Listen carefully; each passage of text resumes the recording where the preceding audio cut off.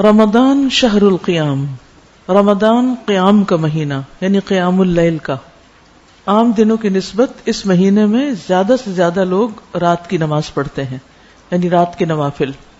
اللہ تعالیٰ نے انسانوں کو اپنی عبادت کے لیے پیدا کیا اور عبادت کے طریقے اور اوقات بھی بتائے۔ رمضان وہ مہینہ ہے جس میں بہت سی عبادات کو جمع کر دیا گیا ہے۔ عبادت میں سب سے اہم چیز فرض نمازوں کی بروقت ادائیگی ہے۔ اس کے علاوہ نوافل، چاشت اور اشراق، یہ دن کے نوافل ہیں، یہ اللہ کے قرب کا ذریعہ ہیں، اور رمضان کی راتوں میں اخلاص کے ساتھ قیام کرنے پر پچھلے تمام گناہوں کی بخشش کی خوشخبری دی گئی ہے۔ یاد رکھیے کہ کچھ نمازیں دن میں فرض ہیں، کچھ رات میں فرض ہیں، اسی طرح کچھ نوافل دن کے ہیں اور کچھ نوافل رات کے ہیں۔ رات کے جو نوافل ہیں ان کو قیام اللیل بیسیکلی کہا جاتا ہے۔ نبی صلی اللہ علیہ وسلم نے فرمایا، من قام رمضان ایمانا واحتسابا غفر له ما تقدم من ذنبه، جس نے ایمان کے ساتھ اور ثواب کی نیت سے رمضان کی راتوں میں قیام کیا، اس کے پچھلے سارے گناہ معاف کر دیے گئے۔ لیکن دو شرائط ہیں، ایک ایمان کی اور دوسرے اخلاص، یعنی اللہ کی خاطر ثواب کی نیت سے۔ اللہ کے نیک بندے ہمیشہ رات کی عبادت کا اہتمام کرتے ہیں۔ ارشاد باری تعالی ہے، تتجافى جنوبهم عن المضاجع يدعون ربهم خوفا وطمعا ومما رزقناهم ينفقون۔ ان کے پہلو بستروں سے الگ رہتے ہیں، یعنی کم سوتے ہیں، اور وہ اپنے رب کو خوف اور امید کی حالت میں پکارتے ہیں، یعنی دعائیں مانگتے ہیں اس سے، اور اس میں سے جو ہم نے ان کو رزق دیا وہ خرچ کرتے ہیں، یعنی صرف کسی ایک نیکی پر اکتفا نہیں کرتے۔ مثلا یہ کہ کوئی شخص یہ سوچے میں تو تہجد پڑھتا ہوں، اب مجھے کچھ اور کرنے کی ضرورت نہیں، تہجد پڑھتے ہیں اور اس کے ساتھ ساتھ دعائیں بھی کرتے ہیں۔ یدعون ربهم خوفا وطمعا، خوف اور امید دونوں میں، یعنی ڈر بھی لگتا ہے انہیں کہ کہیں پکڑنا ہو جائے، اور امید بھی ہوتی ہے کہ اللہ تعالیٰ ہمیں معاف کر دے گا۔ اور پھر اتنی بڑی نیکی کر کے، کیونکہ دعا بھی بہت بڑی عبادت ہے اور بہت بڑی نیکی ہے، پھر اس کے بعد مزید اللہ کی راہ میں خرچ کرتے ہیں۔ وَمِمَّا رَزَقْنَاهُمْ يُنْفِقُونَ۔ عام دنوں میں قیام اللیل ایک مشکل کام ہے، لیکن رمضان کی برکت اور باجماعت نماز تراویح کی صورت میں یہ آسان ہو جاتا ہے۔ متقین کی صفات بیان کرتے ہوئے اللہ تعالیٰ فرماتے ہیں، کانوا قلیلا من اللیل ما یہجعون وبالاسحار هم یستغفرون۔ وہ رات کو کم سوتے ہیں اور سحری کے وقت استغفار کرتے ہیں۔ تو آپ رات کے پہلے حصے میں بھی نماز پڑھ سکتے ہیں اور آخری حصے میں بھی۔ افضل تو آخری حصے میں ہے، لیکن چونکہ اس وقت ایک دفعہ سونے کے بعد بعضوں کا جاگنا مشکل ہوتا ہے، اور آج کل جیسے راتیں چھوٹی ہیں تو ایسی صورت میں پھر خالی استغفار بھی کی جا سکتی ہے، اور قیام اللیل یعنی تراویح رات کے اول حصے میں پڑھی جا سکتی ہے۔ رسول اللہ صلی اللہ علیہ وسلم نے فرمایا، افضل الصلاۃ بعد الفریضۃ صلاۃ اللیل، فرض نماز کے بعد افضل ترین نماز رات کی نماز ہے۔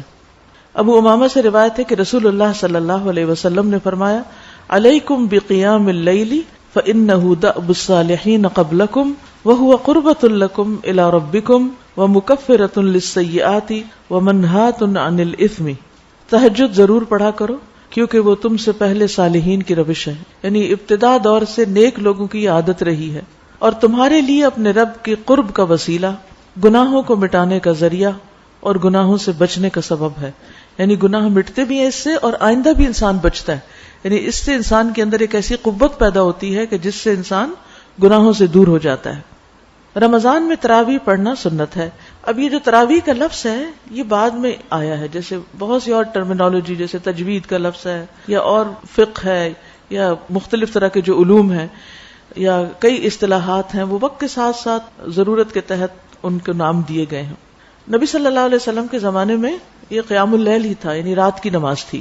اور تراویح اس لیے کہتے ہیں کہ جب حضرت عمر رضی اللہ عنہ نے اس کی باقاعدہ جماعت کا آغاز کیا تو پھر 4 رکعت کے بعد لوگ تھوڑا سا آرام کرتے تھے۔ آرام سے مراد یہ کہ تھوڑا سانس لیتے، پھر اس کے بعد 4 اور پھر 4، تو اس لیے اس کا نام تراویح پڑا، یعنی وہ نماز جو تھوڑے تھوڑے وقفوں کے ساتھ ادا کی جاتی ہے۔ اور یہ نبی صلی اللہ علیہ وسلم کے قول اور فعل دونوں سے ثابت ہے۔ آپ اپنے صحابہ کو قیام رمضان کی ترغیب دیتے۔ تراویح جماعت کے ساتھ پڑھنا زیادہ افضل ہے۔ آپ نے اپنے گھر والوں اور بیویوں کو بھی تراویح کی جماعت میں شریک کیا اور طویل قیام کیا، خصوصاً آخری عشرے میں رات کے قیام کے لیے جگایا۔ حضرت ابو ذر فرماتے ہیں کہ ہم نے رسول اللہ صلی اللہ علیہ وسلم کے ساتھ روزے رکھے، آپ نے 23ویں رات تک ہمارے ساتھ رات کی نماز نہیں پڑھی، پھر 23ویں رات کو ہمیں لے کر کھڑے ہوئے، یہاں تک کہ 1/3 رات گزر گئی، 1/3، اتنا لمبا قیام کیا. پھر 24ویں رات کو نماز نہیں پڑھائی، لیکن 25ویں رات کو آدھی رات تک نماز تراویح پڑھے، پہلے سے بھی زیادہ لمبا. ہم نے عرض کیا یا رسول اللہ صلی اللہ علیہ وسلم، ہماری آرزو تھی کہ آپ باقی رات بھی ہمارے ساتھ نوافل پڑھتے. آپ صلی اللہ علیہ وسلم نے فرمایا، جو شخص امام کے ساتھ اس کے فارغ ہونے تک نماز میں شریک رہا، اس کے لیے پوری رات کا قیام لکھ دیا گیا. یعنی آدھے میں نماز چھوڑ کے نہ آ جائے انسان، اینڈ تک ساتھ رہے. پھر آپ نے 27ویں رات تک نماز نہ پڑھائی. 27ویں رات کو پھر کھڑے ہوئے اور ہمارے ساتھ اپنے گھر والوں اور عورتوں کو بھی بلایا، یہاں تک کہ ہمیں اندیشہ ہوا کہ فلاح کا وقت نہ نکل جائے. راوی کہتے ہیں میں نے ابو ذر سے پوچھا فلاح کیا ہے، تو انہوں نے کہا سحری کا وقت. یعنی اس سے اندازہ لگا سکتے ہیں کہ اس نماز کا پھر کتنا وقت ہو سکتا ہے. یعنی آپ نے 1/3 رات بھی قیام کیا، آدھی رات بھی کیا، اور تقریباً سحری کا وقت ختم ہونے تک بھی کیا. اسی لیے آپ دیکھیں کہ 27ویں رات کو عموماً بعض اوقات لوگ ساری رات قیام کرتے ہیں. اب یہ جو آپ صلی اللہ علیہ وسلم کا طرز عمل ہے، اس سے ہمیں پتہ چلتا ہے کہ یہ نماز پڑھی جانی چاہیے. یہ نماز جماعت سے کرنے میں بھی کوئی حرج نہیں، اور اس نماز میں عورتوں کی شرکت پر بھی کوئی پابندی نہیں، وہ بھی شریک ہو سکتے ہیں. آپ صلی اللہ علیہ وسلم نے ہر روز کیوں نہیں پڑھائی؟ اس ڈر سے کہ کہیں امت پر فرض نہ ہو جائے. اس قیام کی کچھ فضیلت بھی ہے. قیام کرنے والے کو دیکھ کر اللہ تعالیٰ خوش ہوتے ہیں. یعنی جب کوئی قیام کر رہا ہوتا ہے، رات کے وقت نماز پڑھ رہا ہوتا ہے، رسول اللہ صلی اللہ علیہ وسلم نے فرمایا اللہ تعالیٰ اس شخص پر ہنستا ہے جو سردی کی رات میں اپنے لحاف اور بستر سے اٹھ کھڑا ہو اور وضو کر کے نماز پڑھنے لگے. اللہ تعالیٰ اپنے فرشتوں سے فرماتے ہیں کہ میرے بندے کو اس بات پر کس چیز نے آمادہ کیا؟ تو وہ کہتے ہیں ہمارے رب تیری نعمتوں کی امید اور تیرے عذاب کے خوف نے. بس وہ فرماتا ہے کہ جس چیز کی اس نے امید کی تھی میں نے اسے دے دی، اور جس چیز سے یہ ڈرتا ہے اس سے میں نے اس کو امن دے دیا. یاد رکھیے کہ قیام اللیل میں کچھ کام رکاوٹ بھی بنتے ہیں.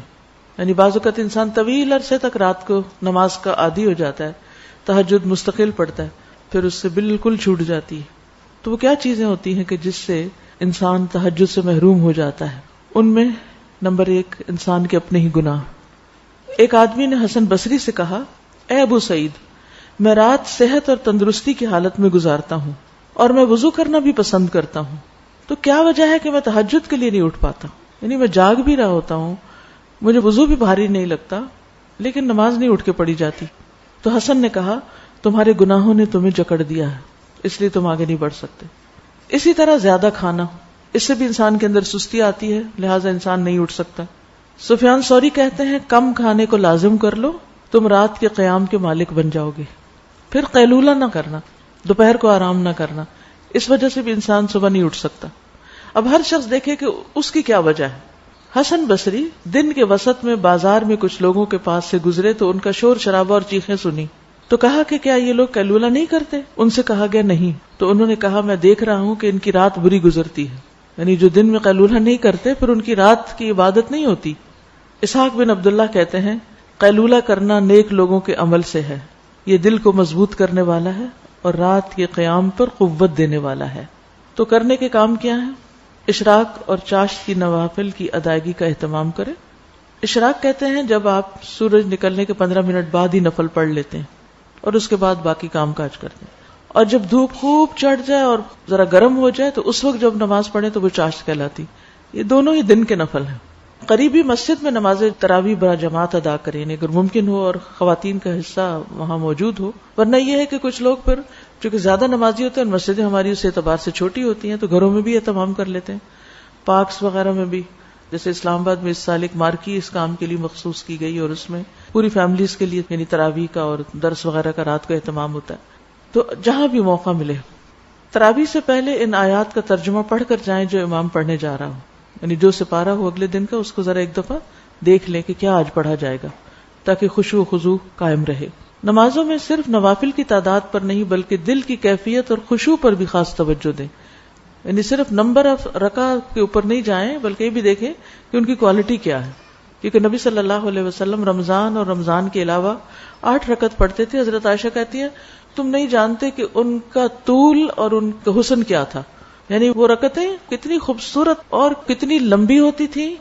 تو بعض اوقات ایک میراتھن ریس لگی ہوئی ہوتی ہے، بس کھڑے ہوئے بیٹھے اٹھے بیٹھے 20 پوری کے ختم کیا.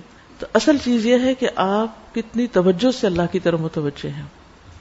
اسی طرح فرض نمازوں میں عام دنوں کی نسبت لمبا قیام کریں. نمازوں میں سستی اور تاخیر منافقت کی علامت ہے. ہر فرض نماز کو اول وقت میں ادا کرنے کی کوشش کریں.